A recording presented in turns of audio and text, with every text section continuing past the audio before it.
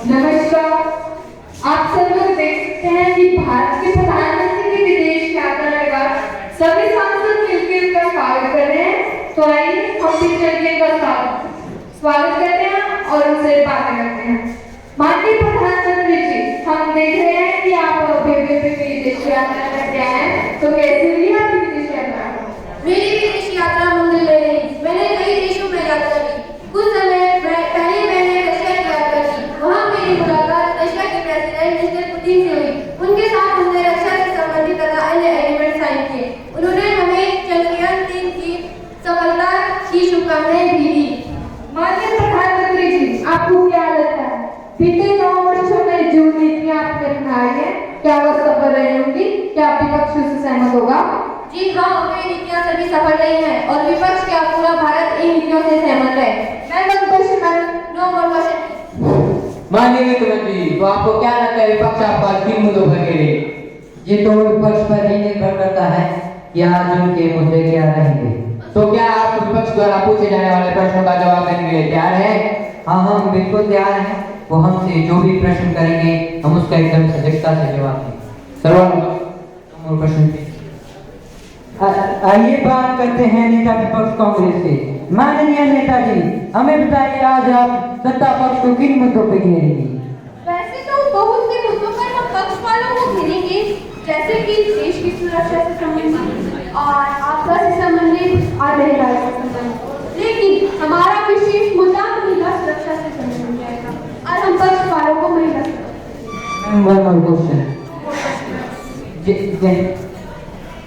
जैसा कि आपने देखा ये थे हमारे मुख्यमंत्री।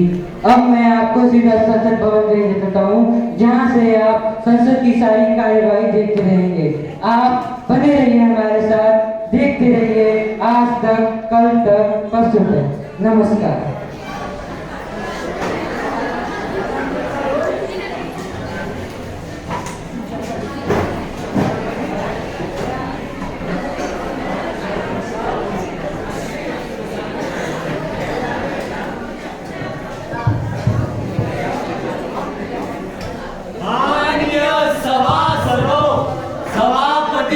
पधार रही है।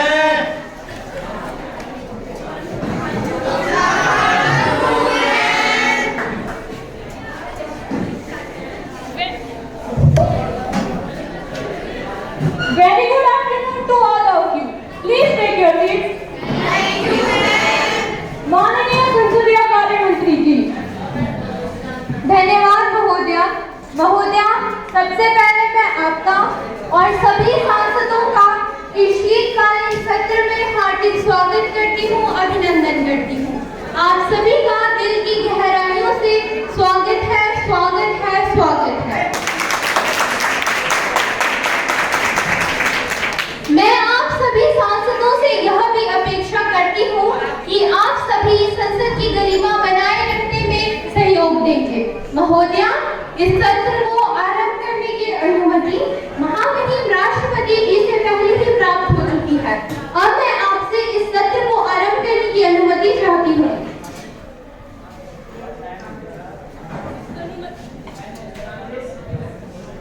अनुमति प्रदान की जाती है। संसद की कार्यवाही आरंभ की जाए। धन्यवाद महोदया। इसी के साथ प्रश्नकाल आरंभ होता है। धन्यवाद। क्रम संख्या 304, प्रश्न संख्या 216। आम आदमी पार्टी के सांसद अपना देश की सुरक्षा से संबंधित प्रश्न सत्ता पक्ष से पूछिए। धन्यवाद महोदया। महोदया, मैं आपके माध्यम से सत्ता पक्ष से ये प्रश्न पूछना चाहता हूँ कि देश की सुरक्षा के लिए क्या कदम उठाए हैं? शांत रहिए। हमारे भी देते हैं, बॉर्डर पर हमारे सैनिक शहीद हो रहे हैं। आपकी सरकार ने इसके लिए क्या इंतजाम किया है? बताइए क्या इंतजाम किया है? हो जाइए, आप सभी शांत रहिए। धन्यवाद महोदया।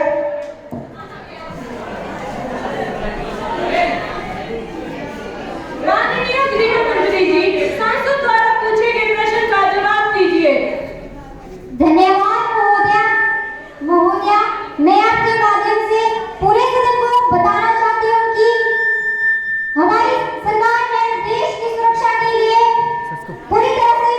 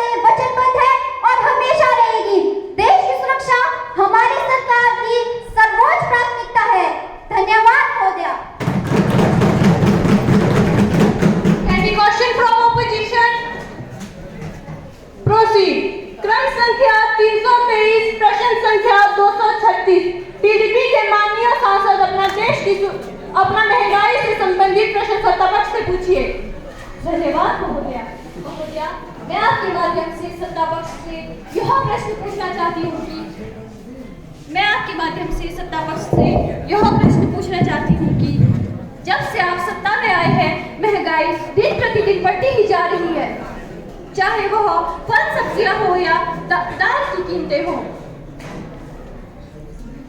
सब आसमान छू रही है। जो टमाटर कभी 20 रुपए किलो बिका करता था वो आपके कार्यकाल में 200 रुपए किलो बिक रहा है। इस महंगाई ने तो आम आदमी की कमर ही तोड़ दी है। इतना ही नहीं महोदया, रसोई गैस सिलेंडर जो कभी 400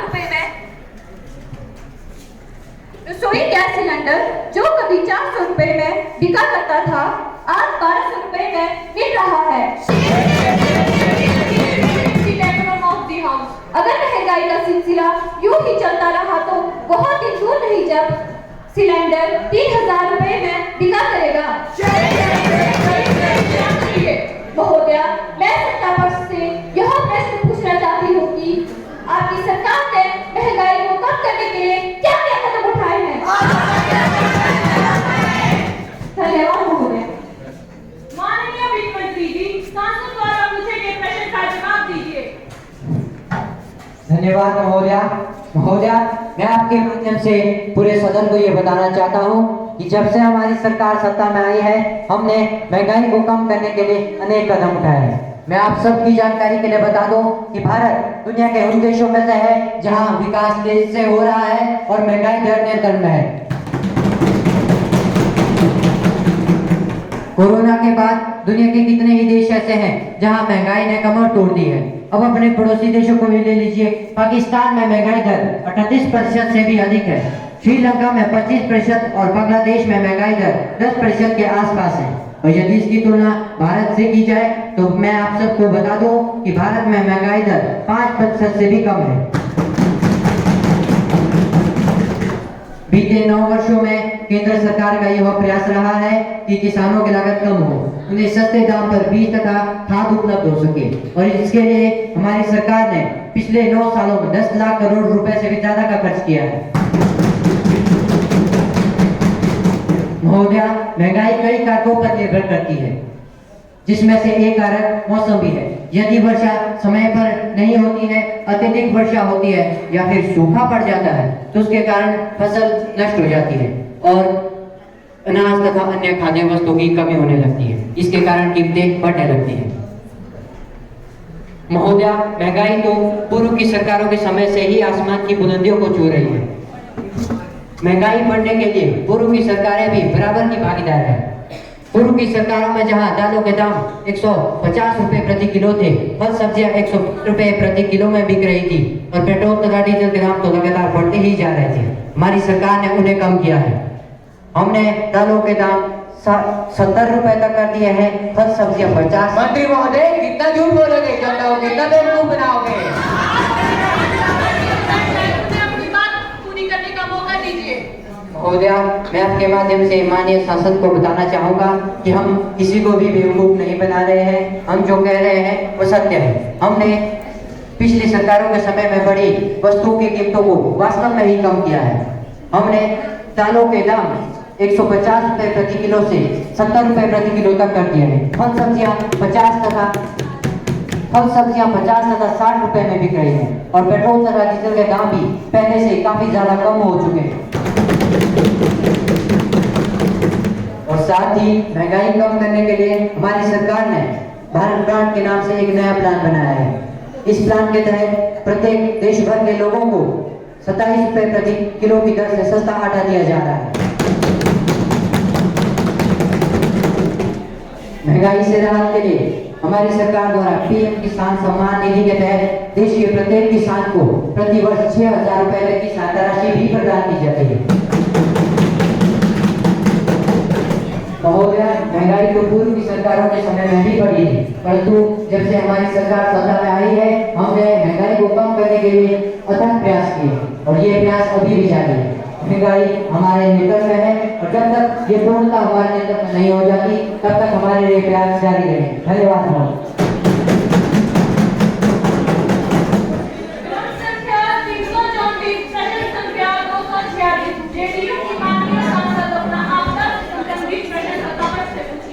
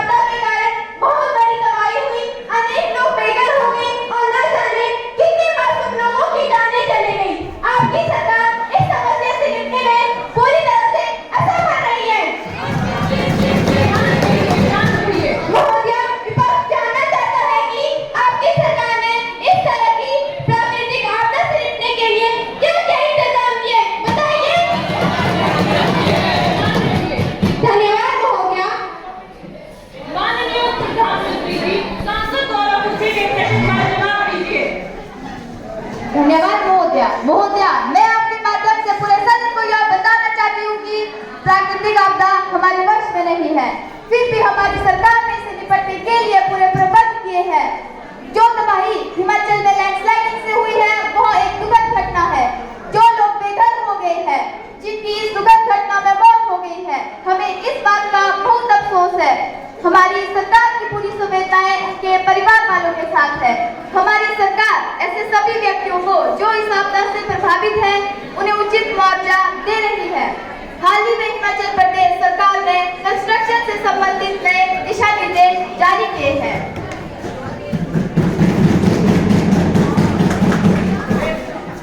हिमाचल में जब भी भवन बनाने का काम किया जाए तो सबसे पहले संबंधित विभाग से सारी औपचारिकताएं पूरी कर ले। जैसे शिमला में 2.5 मंजिल से ज्यादा मंजिल का भवन ना बनाया जाए। सरकार आम जनता से यह उम्मीद करती है कि मंजिल बनाते समय नई गाइडलाइंस का ध्यान रखे। इसे अनिवार्य किया गया है। उल्लंघनकर्ताओं के खिलाफ कड़ी कार्रवाई की जाएगी। महोदया, हमें इस तरह की आपदा से सीख लेनी चाहिए। जो कारण इस तरह की आपदा के लिए जिम्मेदार होते हैं, उनका निवारण करना चाहिए। मुख्यमंत्री की अध्यक्षता में गठित SDM ने इस तरह की समस्या का प्रबंध करती है। महोदया, इस तरह हमारी सरकार ने डिजास्टर मैनेजमेंट का पूरा ध्यान रखा है। धन्यवाद बोलिए। Any question from opposition? Proceed. क्रम संख्या 348, प्रश्न संख्या 252। तृणमूल कांग्रेस के नेता अपना धार्मिक और सहिष्णुता से संबंधित प्रश्न सत्तापक्ष से पूछिए। धन्यवाद महोदया। सबसे पहले तो मैं आपका धन्यवाद करना चाहती हूँ कि आपने मुझे इस सदन में मेरा प्रश्न करने की अनुमति दी। मैं आदरणीय प्रधानमंत्री जी से यह प्रश्न करना चाहती हूँ कि जब से आपकी सरकार सत्ता में आई है, तब से धार्मिक और सहिष्णुता इतनी क्यों बढ़ रही है? भारत जैसे धर्मनिरपेक्ष राष्ट्र के लिए यह एक बहुत बड़ा खतरा बनता जा रहा है। यह भारत की एकता और अखंडता को भी प्रभावित करता जा रहा है। आए दिन हम देखते हैं कि किस प्रकार से लोग धर्म के नाम पर लड़ते झगड़ते रहते हैं। हिंदू मुस्लिम दंगे आम हो चुके हैं। ना जाने कितने ही लोग इसमें अपनी जान गंवा देते हैं। हम महोदया, हमारे देश में अहिंसा परमो धर्म की मान्यता रही है, फिर भी सरकार इसके प्रति कोई ठोस कदम क्यों नहीं उठा रही है? धन्यवाद महोदया। माननीय प्रधानमंत्री जी, सांसद द्वारा पूछे गए प्रश्न का जवाब दीजिए। धन्यवाद महोदया। महोदया, मैं आपके माध्यम से सदन को बताना चाहती हूँ कि इसमें कोई दो राय नहीं है कि पिछले कुछ दशकों से भारत में रिलीजियस इंटॉलरेंस बढ़ी है। फिर भी हमारी सरकार इस समस्या को रोकने में सफल हुई है। इसके अतिरिक्त इंटेलिजेंस एजेंसीज की पूरी नजर इस समस्या पर लगातार बनी हुई है। सरकार भी लगातार इस समस्या को रोकने के लिए पूरा प्रयास कर रहा है। यह एक ऐसी समस्या है जिसे ओवरनाइट खत्म नहीं किया जा सकता। आप हमें थोड़ा समय दीजिए। हमें विश्वास है कि हम इस समस्या को पूर्ण रूप से समाप्त कर देने में सफल होंगे। महोदया, इस समस्या को रोकने के लिए केवल इंटेलिजेंस एजेंसी और सरकार की ही भूमिका पर्याप्त नहीं है। इस समस्या को रोकने के लिए हमें लोगों को शिक्षित करना होगा। उन्हें सिखाना या समझाना होगा कि धर्म के तंग दायरों से बाहर निकले, धार्मिक हदों को छोड़कर बेहद में सोचने का अभ्यास डालें। जब तक समाज रहेगा और समाज में इस तरह की भिन्नता होगी, चाहे वह धर्म के आधार पर हो, भाषा के आधार पर हो, जाति के आधार पर हो या कोई अन्य भिन्नता हो, यह समस्या समाज में सदा ही बनी रहेगी। इसे पूर्णतः समाप्त नहीं किया जा सकता, लेकिन हमारी सरकार का यह प्रयास रहेगा कि हम इस समस्या को जहां तक हो सके इसे कम कर सके। धन्यवाद महोदया। Any question from opposition? Proceed. क्रम संख्या 350, प्रश्न संख्या 262। नेता विपक्ष अपना महिला सुरक्षा से संबंधित प्रश्न सत्तापक्ष से पूछिए। धन्यवाद महोदया। महोदया, मैं आपके माध्यम से सत्तापक्ष से यह प्रश्न पूछना चाहती हूँ कि हमारे देश को आजाद हुए 76 साल से भी अधिक समय हो चुका है, फिर भी हमारे देश की महिलाएं सुरक्षित क्यों नहीं है? आज भी समाचार पत्रों में, टीवी या सोशल मीडिया पर महिलाओं से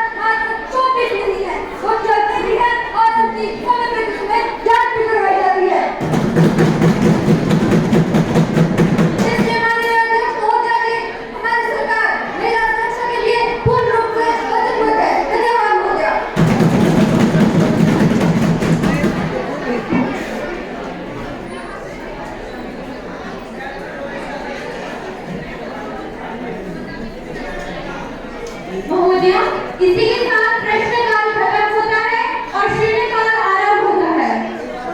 महोदया, विपक्ष का मंत्री गांधी के उत्तर से संतुष्ट नहीं है।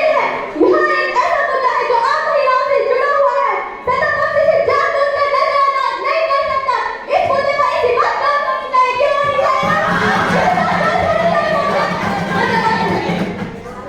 माननीय संसदीय कार्य मंत्री जी, महोदया, जिस विषय पर विपक्ष बार-बार बहस करने की मांग कर रहा है, वह विषय आज के एजेंडा में शामिल ही नहीं है, तो इस विषय पर कैसे चर्चा की जा सकती है?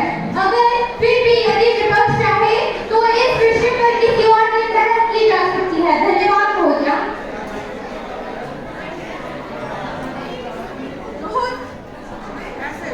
महोदया, यह गंभीर मुद्दा है। इस विषय पर किसी कब चर्चा होनी चाहिए? क्यों होनी चाहिए? गंभीर मुद्दा है। इस विषय पर किसी कब चर्चा होनी चाहिए? क्यों होनी चाहिए?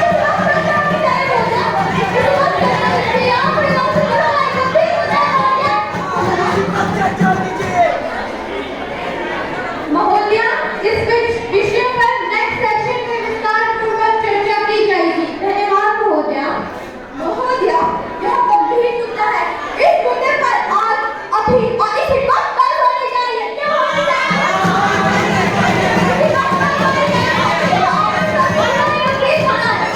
इस मुद्दे पर इसी वक्त बात होनी चाहिए।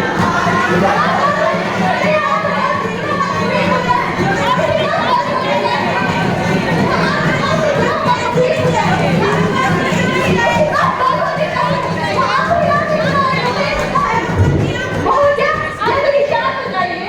महोदया, यदि माननीय मंत्री इस प्रश्न का संतोषजनक उत्तर देने में असमर्थ है, तो उन्हें अभी इसी वक्त अपने पद से इस्तीफा दे देना चाहिए।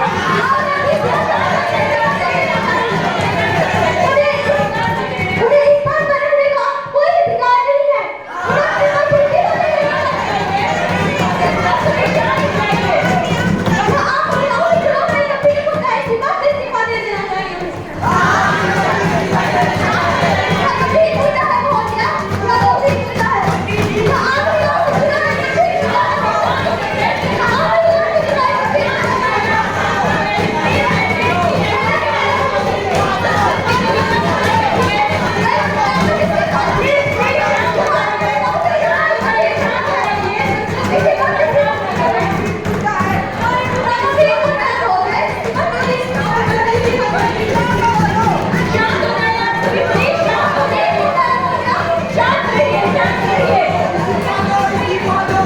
उन्हें अभी इस वक्त अपने पद से इस्तीफा दे देना चाहिए।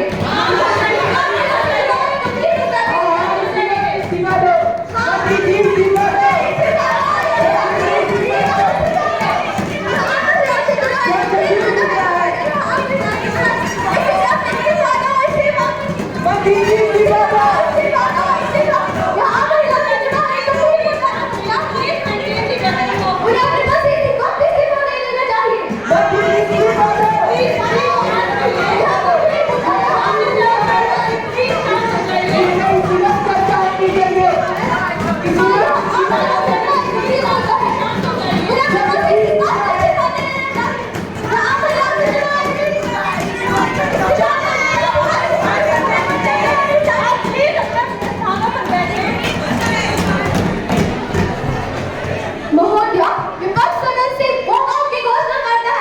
सत्ता पक्ष, सत्ता पक्ष, सत्ता पक्ष, सत्ता पक्ष, महिला कल्याण मंत्री इस्तीफा दो।